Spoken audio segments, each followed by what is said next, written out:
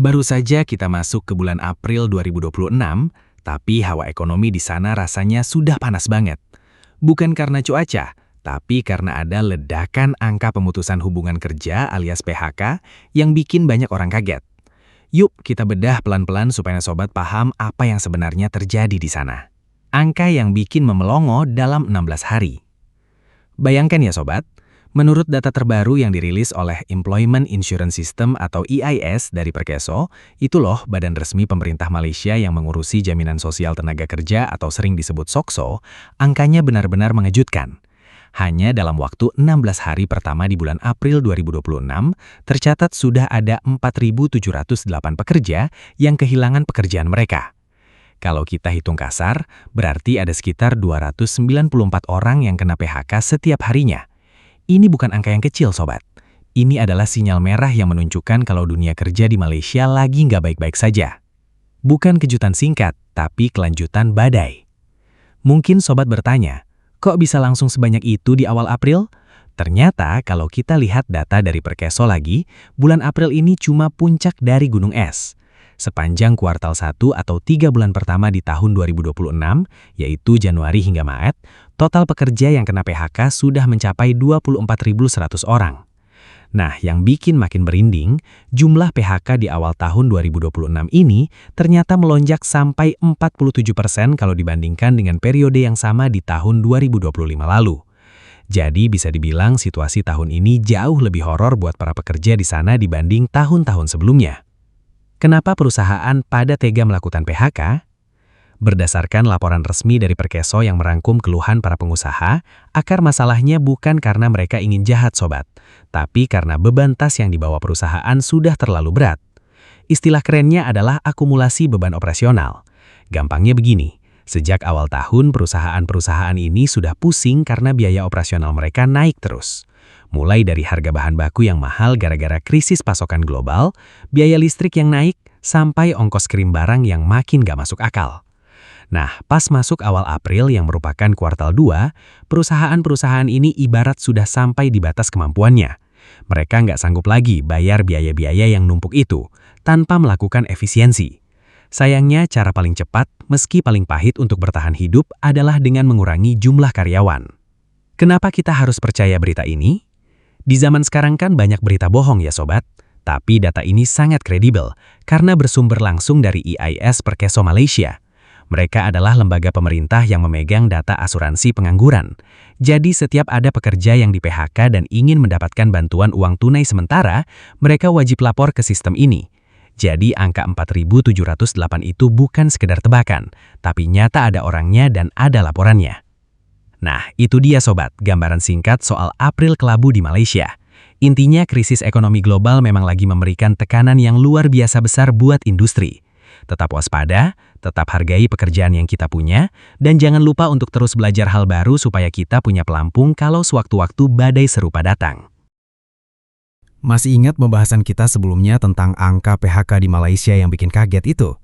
Nah, kalau kemarin kita bahas soal apa yang terjadi, sekarang kita bakal bedah kenapa hal itu bisa sampai terjadi. Ternyata, biang keroknya bukan cuma masalah internal di dalam negeri saja, tapi ada badai besar yang datang dari panggung dunia.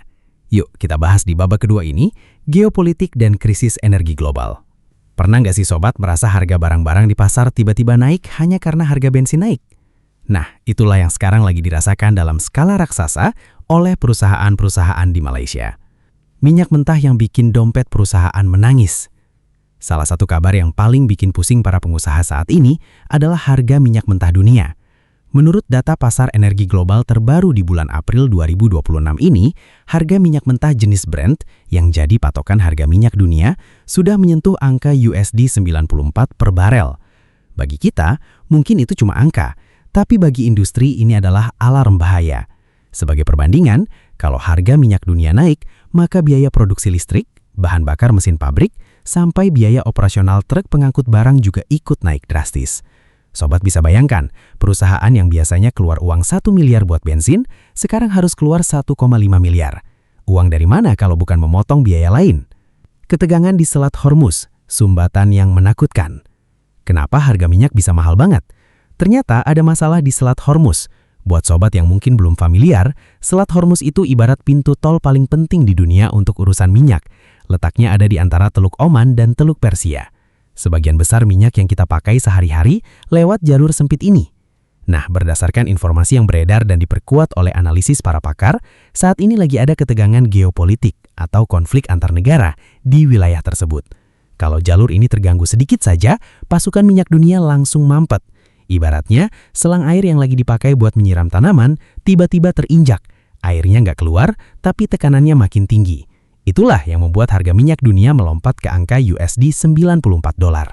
Penjelasan dari Menteri Ekonomi Malaysia. Kabar ini bukan isapan jempol semata, sobat. Hal ini dikonfirmasi langsung oleh Menteri Ekonomi Malaysia Akmal Nasrullah Muhammad Nasir. Dalam pernyataan resminya, beliau menjelaskan bahwa Malaysia memang sedang berada dalam posisi yang sulit karena faktor eksternal ini. Menurut Pak Akmal, akar masalahnya adalah ketergantungan industri pada biaya logistik dan energi yang sangat tidak stabil. Beliau menyebutkan bahwa kenaikan harga minyak ini otomatis membuat biaya transportasi membengkak gila-gilaan. Perusahaan manufaktur di Malaysia yang butuh kirim barang ke luar negeri atau ambil bahan baku dari luar negeri harus membayar ongkos kirim yang jauh lebih mahal. Pak Menteri juga menekankan kalau kondisi geopolitik global ini benar-benar di luar kendali Malaysia. Efek dominonya yaitu tadi, biaya operasional naik, keuntungan menipis, perusahaan nggak kuat bayar gaji banyak orang, akhirnya terjadi PHK massal. Jadi sobat, sekarang kita tahu kalau krisis PHK di Malaysia bukan sekadar masalah salah kelola perusahaan saja, tapi karena ada gempa ekonomi global yang pusatnya ada di jalur minyak dunia. Tetap update terus ya, karena di babak selanjutnya kita akan bahas sektor apa saja yang paling parah terkena dampaknya. Sampai jumpa di bahasan berikutnya, sobat. Kalau sobat perhatikan, Malaysia itu terkenal banget sebagai salah satu raksasa elektronik dunia. Tapi sayangnya, justru sektor kebanggaan ini yang sekarang lagi berdarah-darah. Mengapa manufaktur jadi yang paling rapuh? Mungkin sobat bertanya-tanya, bukannya pabrik besar itu uangnya banyak ya? Kok malah paling banyak memecat orang? Nah, jawabannya ada di pola kerja mereka. Sektor manufaktur, terutama elektronik, itu ibarat kita lagi merakit komputer atau masak makanan yang bumbunya harus impor semua. Menurut laporan analisis dari Hong Leong Investment Bank, HLIB, sektor manufaktur Malaysia punya ketergantungan yang sangat tinggi pada bahan baku impor dan rantai pasok global. Artinya, kalau satu baut saja telat datang dari luar negeri, satu pabrik besar bisa berhenti beroperasi. Mereka nggak bisa berdiri sendiri, sobat. Mereka sangat butuh kelancaran distribusi barang antar negara. Begitu jalur logistik dunia macet, mereka yang paling pertama kena dampaknya. Akar masalah, lini produksi yang mati suri. Masalah utamanya disebut sebagai krisis pasokan global. Jadi begini ceritanya, sobat. Karena perang dan konflik di jalur perdagangan yang kita bahas tadi, komponen-komponen penting kayak chip semikonduktor atau layar panel jadi susah banget didapat. Berdasarkan analisis dari HLIB, ada dua hal pahit yang terjadi sekaligus. Ketiadaan komponen, barangnya memang nggak ada. Pabrik sudah siap kerja, buruh sudah datang, tapi mesin nggak bisa jalan karena bahan bakunya nyangkut di pelabuhan atau memang nggak diproduksi. Akhirnya lini produksi terpaksa dihentikan sementara. Inflasi input atau biaya bahan baku melambung. Kalaupun barangnya ada, harganya sudah selangit. Bayangkan, modal buat beli satu komponen naik 2 kali lipat, tapi harga jual barang jadinya nggak mungkin dinaikkan 2 kali lipat juga, karena nanti nggak ada yang beli. Akibatnya apa? Perusahaan terjepit di tengah-tengah. Mereka rugi besar karena biaya produksi lebih mahal daripada harga jual. Dalam kondisi darurat seperti ini, HLIB mencatat bahwa banyak perusahaan manufaktur mengambil keputusan pahit untuk melakukan restrukturisasi besar-besaran yang berujung pada angka PHK yang kita bahas di awal tadi. Sektor elektronik jadi penyumbang terbesar. Sobat harus tahu, dari total ribuan pekerja yang kehilangan pekerjaan di bulan April 2026 ini, mayoritas berasal dari pabrik-pabrik elektronik. Padahal selama ini sektor inilah yang jadi tulang punggung ekonomi Malaysia. Data dari HLIB menunjukkan bahwa tanpa ada kepastian soal pasokan bahan baku, perusahaan lebih memilih untuk merumahkan atau memecat karyawan daripada harus menanggung biaya gaji saat mesin pabrik mati. Jadi kalau kita bicara soal manufaktur sekarang, kondisinya memang lagi rapuh banget. Mereka butuh keajaiban supaya rantai pasok dunia kembali normal. Duh, ngeri juga ya kalau dipikir-pikir efek domino dari krisis global ini. Tapi tunggu dulu sobat, krisis ini ternyata nggak cuma berhenti di pabrik saja, tapi mulai merembet ke toko-toko dan jasa pengiriman barang yang biasa kita pakai. Bagaimana ceritanya? Kita akan bahas itu di babak selanjutnya. Tetap pantau terus ya sobat. Ternyata, berita PHK ini nggak cuma berhenti di gerbang pabrik saja, tapi sudah mulai masuk ke mall, toko kelontong, sampai ke armada truk pengiriman. Bukan cuma pekerja pabrik yang cemas. Mungkin dulu kita mikir, yang kena PHK kan cuma buruh pabrik. Tapi faktanya nggak sesederhana itu sobat. Berdasarkan data terbaru, gelombang PHK ini sudah mulai menular ke sektor hilir, yaitu perdagangan grosir, retail atau eceran, dan logistik. Logikanya begini, kalau pabrik elektronik atau manufaktur berhenti produksi, otomatis nggak ada barang yang dikirim kan? Nah, kalau nggak ada barang yang dikirim, truk-truk logistik jadi menganggur. Kalau gudang kosong, buat apa punya banyak karyawan? Akhirnya, perusahaan logistik pun mulai memangkas jumlah pegawainya. Begitu juga dengan toko-toko retail. Kalau stok barang makin mahal atau susah didapat, mereka nggak punya pilihan selain mengurangi operasional. Lampu kuning dari Departemen Statistik. Kenapa hal ini bisa terjadi secara bersamaan?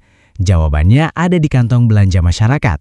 Berdasarkan laporan resmi dari Departemen Statistik Malaysia atau DOSM, ada data yang cukup mengkhawatirkan terkait Indeks Harga Konsumen atau IHK. Itu loh sobat, alat ukur yang dipakai buat lihat inflasi atau kenaikan harga barang. Pada bulan Maret 2026, inflasi di Malaysia tercatat mulai merangkak naik ke angka 1,7%.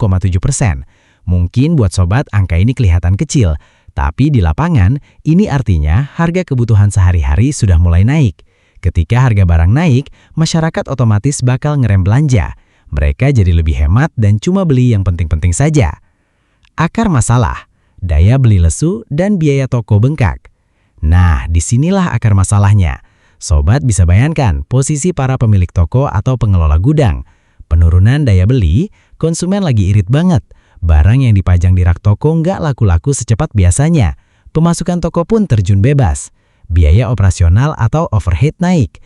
Di saat pemasukan berkurang, biaya operasional mereka malah makin mahal. Sewa gudang, listrik mall yang harus tetap nyala, sampai biaya bensin buat kirim barang semuanya naik gara-gara krisis energi yang kita bahas di babak sebelumnya. Jadi sobat, krisis ini benar-benar menyentuh kehidupan sehari-hari masyarakat di sana. Dari orang yang kerja di pabrik, sampai yang nganterin paket ke rumah kita, semuanya lagi ketar-ketir. Makin dalam kita bahas, makin terasa ya efeknya. Tapi apakah semua wilayah di Malaysia kena dampak yang sama rata? Ternyata enggak. Ada beberapa wilayah yang jadi pusat gempa PHK ini. Penasaran wilayah mana saja? Tetap pantau terus di babak selanjutnya ya sobat. Pernah nggak sih sobat membayangkan kalau sebuah masalah itu punya pusat gempa? Nah, dalam gelombang PHK besar-besaran di April 2026 ini, ada wilayah tertentu yang guncangannya paling hebat. Kita bakal bedah wilayah mana saja yang paling terdampak dan kenapa mereka yang harus menanggung beban paling berat. Pusat gempa PHK, Selangor dan Kuala Lumpur. Berdasarkan data yang sangat kredibel dari Buletin Statistik Ketenagakerjaan Bulanan Malaysia, ada fakta yang cukup menjadikan nih sobat. Ternyata, lebih dari 50% total PHK yang terjadi terkonsentrasi di dua wilayah utama, yaitu Selangor dan Kuala Lumpur, atau yang sering kita kenal dengan sebutan Lembah Klang. Kenapa ini jadi sorotan? Karena Lembah Klang adalah wajah ekonomi Malaysia. Di sana pusatnya gedung pencakar langit, mal mewah, dan ribuan kantor pusat perusahaan besar. Tapi justru di jantung ekonomi inilah, ribuan pekerja harus merelakan kartu akses kantornya dikembalikan karena kebijakan pengurangan karyawan. Peneng, Silicon Valley yang lagi redup.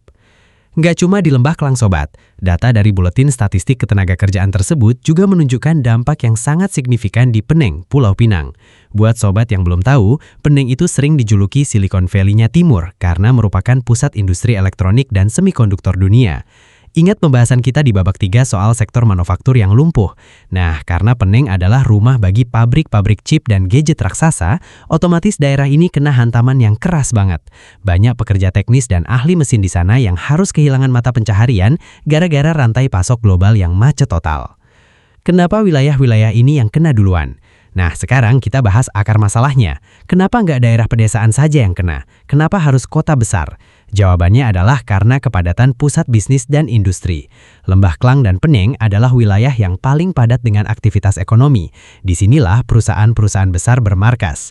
Ketika biaya operasional naik drastis, seperti yang kita bahas soal harga minyak dan bensin tadi, perusahaan langsung melakukan yang namanya restrukturisasi. Apa sih restrukturisasi itu, Sobat? Gampangnya begini, perusahaan lagi coba diet ketat. Mereka merasa badannya atau biaya operasional sudah terlalu gemuk tapi tenaganya berkurang. Jadi mereka terpaksa memangkas bagian-bagian yang dianggap paling berat biayanya. Karena kantor pusat dan pabrik paling besar ada di Lembah Klang dan Peneng, ya otomatis pemangkasan paling banyak terjadi di sana.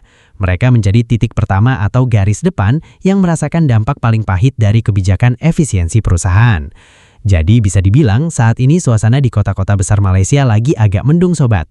Banyak orang yang biasanya berangkat kerja pagi-pagi dengan semangat, sekarang harus bingung mencari jalan keluar. Duh, sedih ya dengarnya. Tapi tenang, pemerintah Malaysia nggak tinggal diam kok. Mereka punya rencana dan langkah-langkah darurat untuk mengatasi badai ini. Penasaran apa yang dilakukan pemerintah untuk menolong rakyatnya? Yuk kita geser ke babak selanjutnya. Tetap di sini ya, Sobat.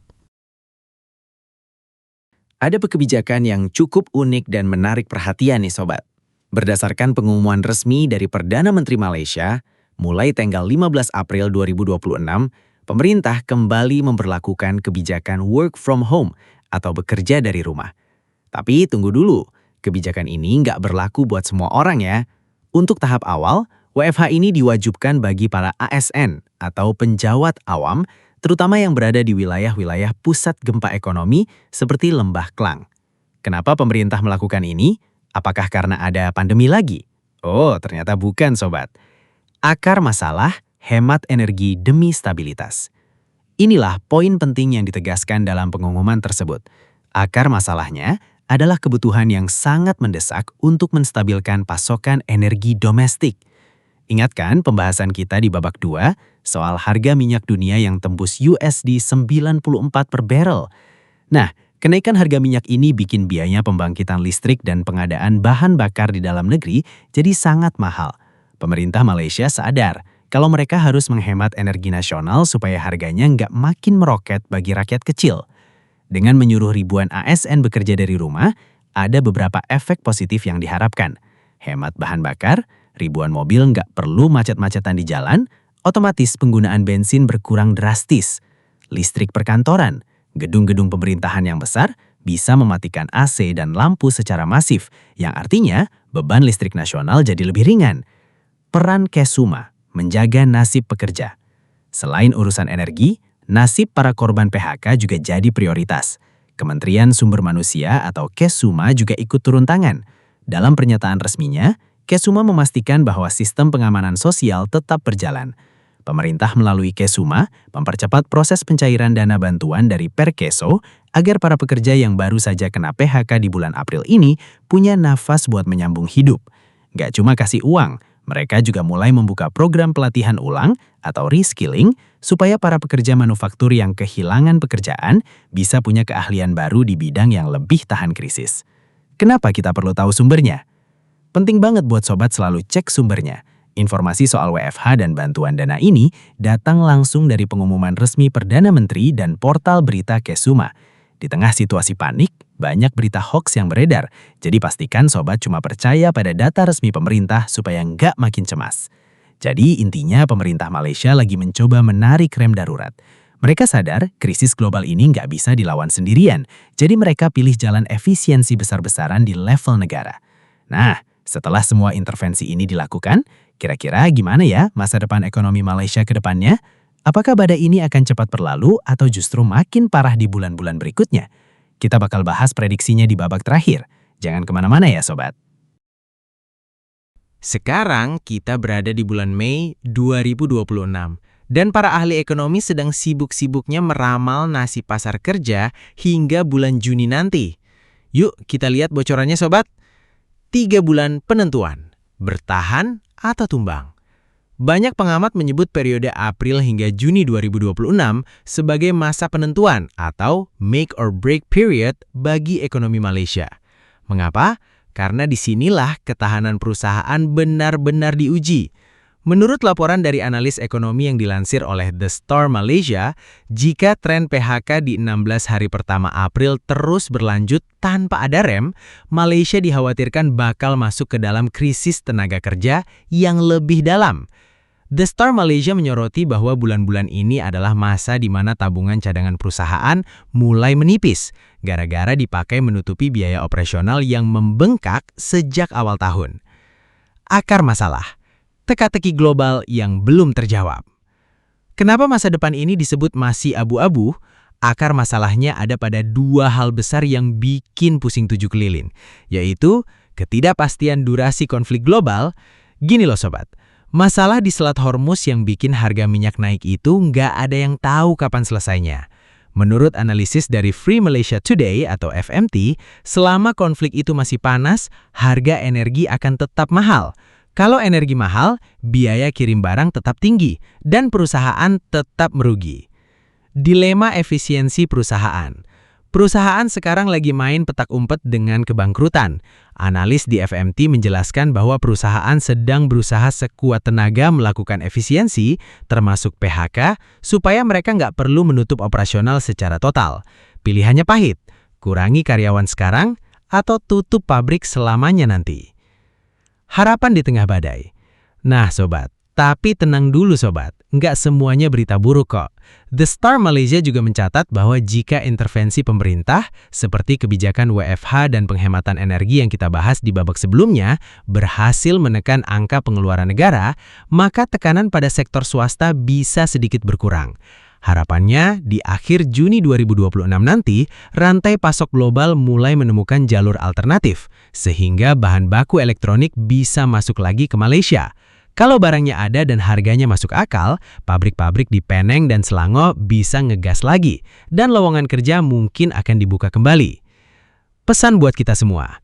Nah sobat, apa pelajaran yang bisa kita ambil? Proyeksi dari FMT dan The Star ini mengingatkan kita bahwa ekonomi dunia itu sangat terhubung. Masalah di belahan dunia lain bisa bikin orang kehilangan pekerjaan di negara tetangga kita. Oleh karena itu, penting buat kita untuk selalu melek informasi dan gak gampang termakan kabar burung. Selalu cek sumber-sumber kredibel yang memang punya data akurat. Masa depan mungkin terasa krusial dan penuh tantangan, tapi dengan persiapan dan pemahaman yang benar, kita pasti bisa melewatinya. Sampai di sini dulu ya rangkaian bahasan kita sobat. Terima kasih sudah menyimak dari babak 1 sampai babak 7. Tetap waspada, tetap belajar, dan sampai jumpa di update berita berikutnya. Tetap semangat sobat!